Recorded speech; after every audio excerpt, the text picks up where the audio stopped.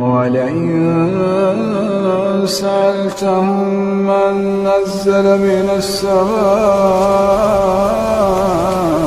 ماء فأحيا به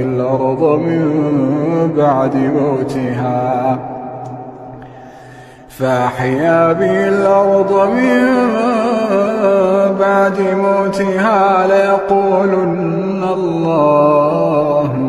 قل الحمد لله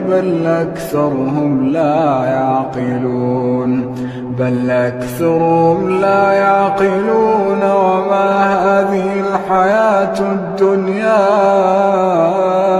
إلا له ولعب وإن الدار الآخرة لهي الحيوان لو كانوا يعلمون.